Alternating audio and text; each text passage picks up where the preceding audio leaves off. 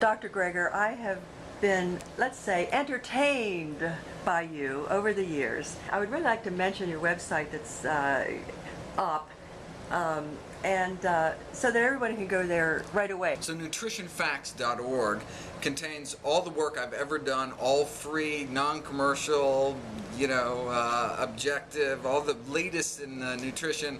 Online for free. Go there and you can share and discuss and rate, and has all the scientific studies that I cite. You can click on, read it for yourself, make up your own mind. We're really excited to be launching it. Oh, that is exciting for vegans and non-vegans, or Everybody, people who would really like anyone to. who wants to prevent and even reverse chronic disease and eat healthy for themselves and their families. Oh my goodness, that is so extraordinary. When I look back and being a medical doctor, it's just always so curious as to how did you want to become a vegan? Why did you want to enter plant foods? Well, I think for many kids, the reason, the trigger for wanting to be a doctor when they grow up is seeing a grandparent get sick or even die. But for me, it was my grandma getting better. This was back in the 70s. She had multiple bypass operations, and she basically got a medical death sentence. They couldn't do another operation. She was basically out of arteries, crushing chest pain, couldn't walk, in a wheelchair. She was 65. And then she heard of Nathan Pritikin, one of the original lifestyle medicine pioneers. It's kind of a live-in center. They teach you a plant-based diet, teach you how to cook. She was wheeled in, and she walked out. And I'll never forget. I mean, as a kid, that's what matters. Get to play with grandma again. Within a few weeks, she was walking 10 miles a day, and she went on to enjoy another 31 years of life on this planet with her, 5 grandkids, including me, and that's what really inspired me. Seeing getting my grandma back. So this was long before you became oh my thinking God, that's about when I was doing just a a little doctor. kid. Well, so that's what inspired me to go into medicine. Ah. But in terms of my own personal diet, I've always had kind of a skeptical streak in me, and it was and she, as miraculous as her recovery from terminal heart disease was, it was one anecdote among many. It wasn't until 1990 when Dr. Dean Ornish published his landmark work in the most prestigious medical journal in the world, The Lancet, showing proof conclusively, angiographic evidence, where you actually look at the inside of the arteries, that you can not only slow down the progression of heart disease, not only stop our #1 killer in its tracks, but actually reverse heart disease, open up the arteries, clean out the plaques without drugs, without surgery, with a plant-based diet and other lifestyle modifications. And so there it was.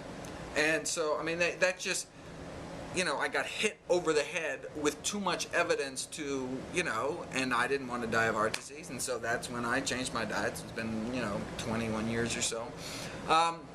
And just amazed why no one else, it's like we found the cure. Like literally, we found the miracle cure. Ever since that year, 1990, millions upon millions of people have died completely unnecessary deaths. Right? It's about 600,000 Americans every year dying from heart disease. Not one after 1990 had to go.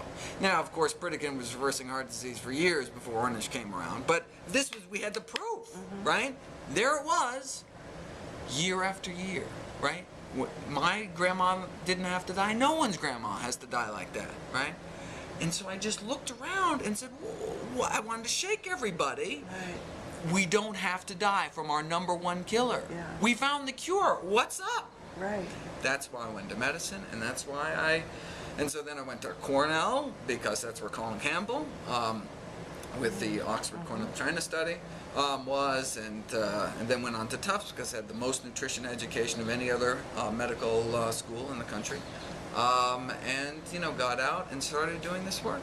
And originally started in kind of a newsletter form that went into kind of an annual DVD series, and now able to get it all online for everybody, for the world. Oh, it's extraordinary.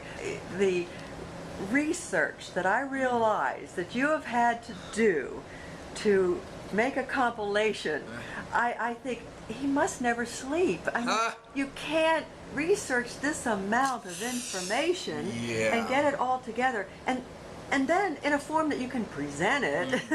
Yeah. No, seriously. And even have a life. Do you have a life? I don't have a life. No, so this last year, just as an example, because I just finished my kind of annual DVD, which I do every summer. You call it what? So it's the latest in clinical nutrition, and so we're up to volume 5 now. So basically, I live next to the National Library of Medicine within biking distance, which, thanks to our taxpayer money, is the largest medical library probably in the world. And they send alerts on anything you're interested in. I mean, they'll send you alerts on every new article published on any particular subject you want. So in my inbox, I got about 12,200 articles over the last 12 months. Of those articles, you can read, just looking at the title and abstract, whether it's something that you're interested in. And so I use basically 3 criteria. It has to be interesting, it has to be groundbreaking, it has to be practical, right? So, if something comes along saying broccoli's good for you, I'm not going to cover it. I mean, it's not groundbreaking, right? We know that, right? Or something's not interesting, or something, comes to saying dog roseberries are good for you. Who cares? That's not practical. You can't buy dog roseberries, so I'm not going to cover it. Yeah. But so I end up downloading, reading, analyzing about 3,000 articles over the last year. And then of those 3,000, I end up making about 365 videos, so one each day to upload every day, uploading a new video to the website nutritionfacts.org, at least for the first year. We'll see how it goes. And then 2012 we'll do it all again. That's extraordinary. Well, I haven't heard you speak yet at this conference, and I'm looking forward to it because every year there's something different, or there's an update on something that you've already reported on. And then I also enjoy how you can turn a whole auditorium into a game show by quizzing us all on the last person standing who's gotten everything correct. To make it interesting, because it'd be dense otherwise. There's a lot of information, so you gotta make it. You gotta get people involved. Well, you make it very interesting. One of these games a year or two ago, you were talking about nuts, and you had all the different kinds of nuts in a photograph across the stage on a giant screen.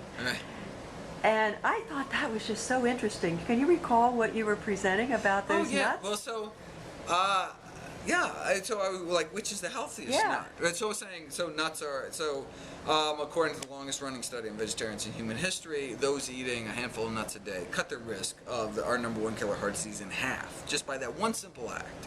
Just eating nuts every day, cut your risk of #1 killer in half, right? Phenomenal. One of the most important things probably in the last decade or two that we've learned in the field of nutrition. So the question then follows, okay, well, what kind of nuts? Which nuts are the best? And so there actually been some studies and some research, and so I was excited to share with everyone. And so everyone has their favorite nut, and they all vote for it, and they're all disappointed when their favorite nut doesn't get to be. In some light, so the fact that one nut is a little better than others, if you really like, pistachios, and it's third down the list, well, fine. If you just ate like an extra half a handful of pistachios, it would be better than eating the handful of walnuts. So it's like, in the end, what kind of nut is the best? The nut that you enjoy, the nut that you'll eat every day, right? I mean, that's the nut, right? You shouldn't force yourself to eat a nut that you don't like just because it's 20% healthier than the, you just eat more. And so in one sense, it's kind of just fun and get people involved and competitive. And people shrieking about, what? Pine nuts? I thought they were good.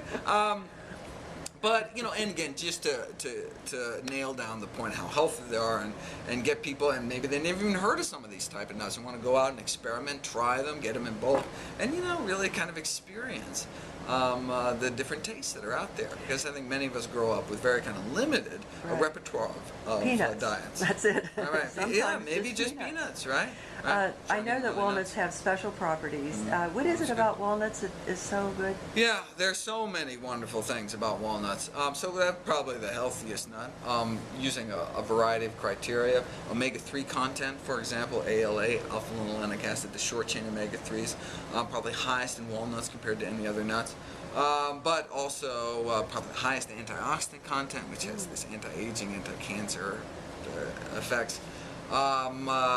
There's kind of a whole list of criteria one can use in terms of minerals and things, but they all kind of combine to make walnuts probably the best choice. But look, if you don't like walnuts, eat pecans. You don't like pecans, eat almonds. You go down the list, you know, or eat whatever nut that you enjoy, with a few exceptions. So betel nuts, for example, actually cause cancer. It's something you can find in like some ethnic stores, but and we're not talking about chestnuts or coconuts, but actual tree nuts, or actually peanuts, which are legumes, but actually nutritionally very similar to nuts and are healthful. And I encourage people to eat any nut every day.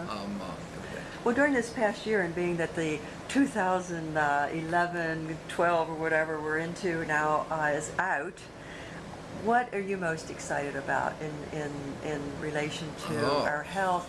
Or maybe let's lean it even more toward vegan friendly. What are the most exciting things happening in vegan nutrition? Yeah. Oh, there's so much. In fact, I have a whole hour. I mean, that's why I'm here at this conference presenting a whole hour of all the most interesting, exciting work. If I had to pick one thing, probably the most exciting, well, okay, the last 12 months, the most exciting thing to happen in lifestyle medicine is the acceptance by Medicare for reimbursement of the Ornish program for heart disease reversal and the Perdiccas program. So now hospitals, doctors can get paid to reverse heart disease instead of just queuing them up for their next bypass. So that's probably the most amazing thing. And that will really change the face of medicine, may keep Medicare from going bankrupt. It's really exciting. Well, so someone has heart disease, and they're going to their doctor. What do they do? I mean, how can they let their doctors know that this is available? You say it's covered by Medicare. That's what you say. And they say, huh? And you say, check it out. It's covered by Medicare as of 2010.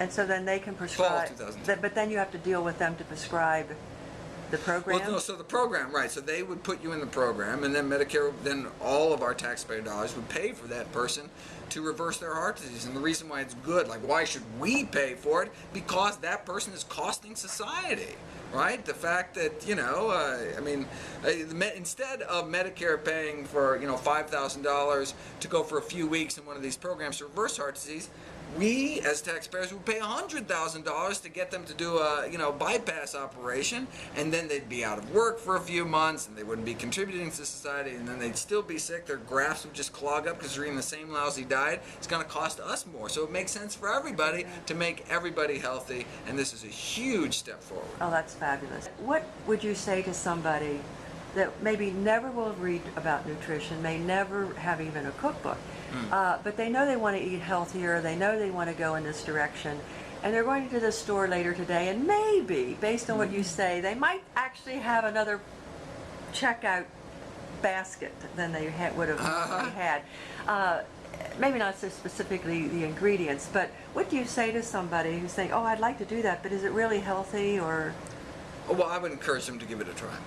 Right, to go to their local public library, pick out, you know, like. But they might not do a book. They're not even. Well. They just want to know. They just want you to know to tell them, how can I do this?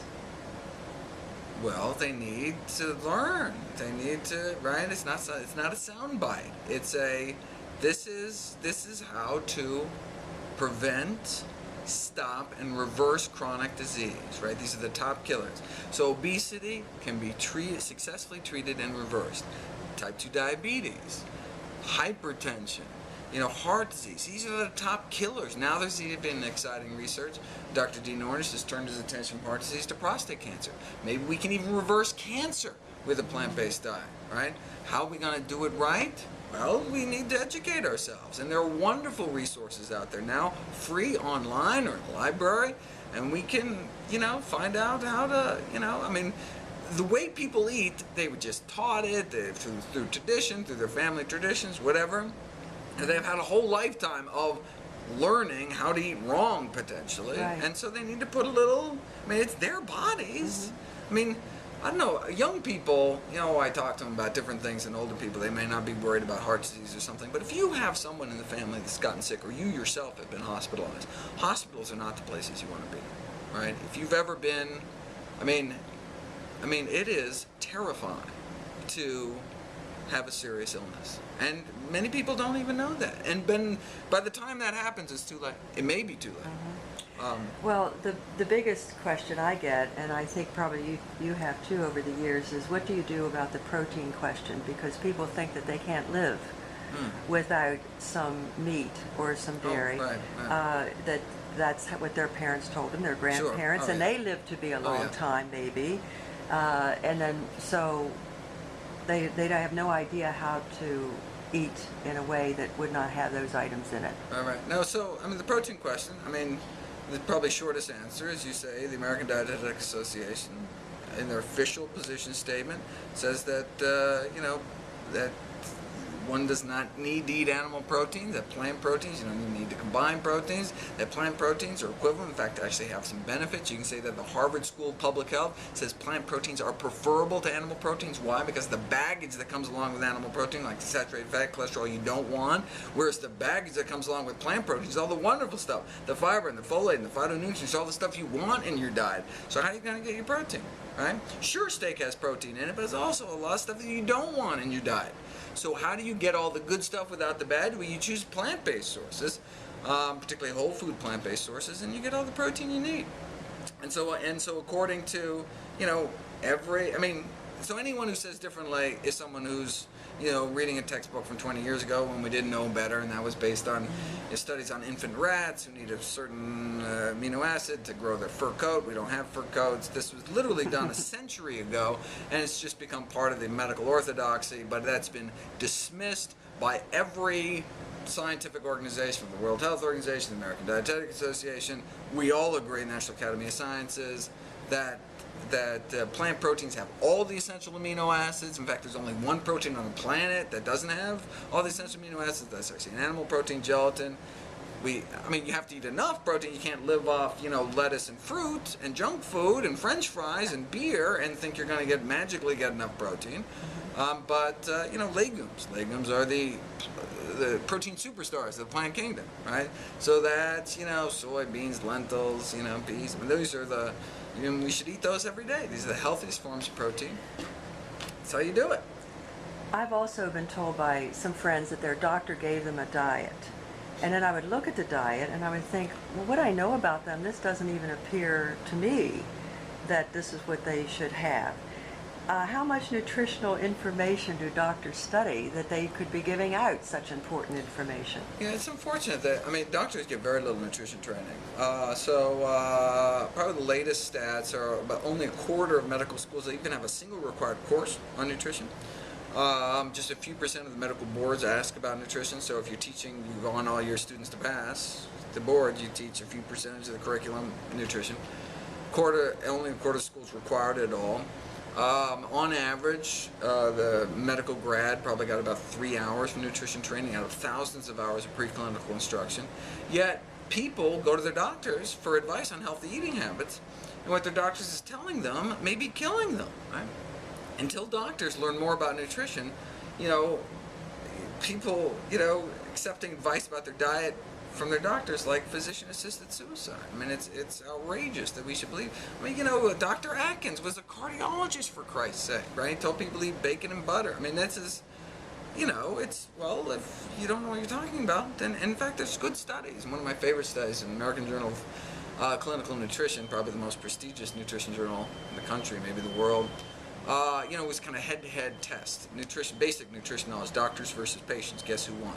People off the street may know more about nutrition than their doctors, yet people continue to go to them for advice. It always seemed to me as though that should be illegal, actually, because anyone else who put out a shingle that were an expert in something and they had no training would be either fined or criticized in the minimal. But somehow we think of doctors knowing everything, Right. and it's the arrogance of doctors to not admit. well, that I they just learned don't that know. they buy diets by the ream.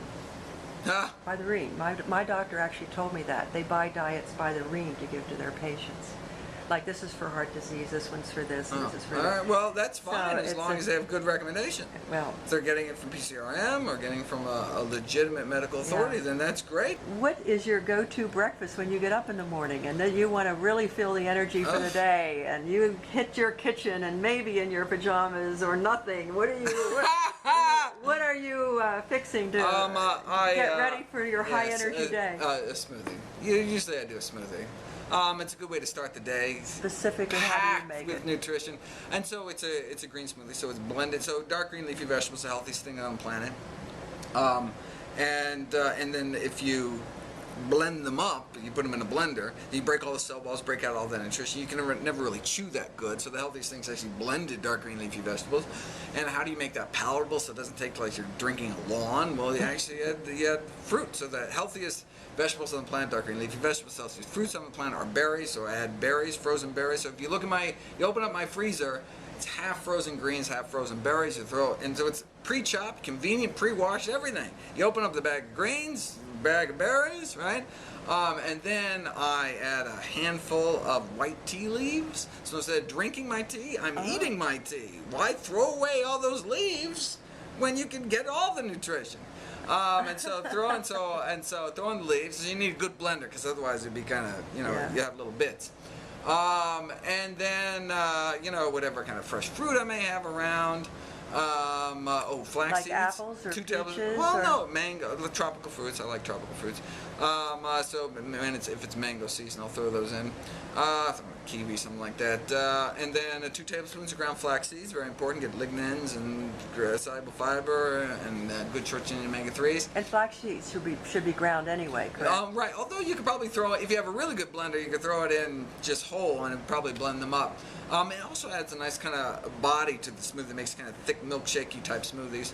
And then I may throw in some cocoa powder if I'm in kind of a chocolatey mood, or kind of whatever. It's kind of the kitchen sink, but it all has to have greens, berries, and white tea in it. As the kind of And then what three about a fundamentals. liquid to make it? Oh, and so then I could use water, one of the motherless milks like soy milk or almond milk, or unsweetened, or you can just throw water in, whatever kind of have around. Oh, Dr. Greger, thank you. Absolutely. Thank Happy to be you. here. I mean, this was just fabulous information. I'm so glad to be here.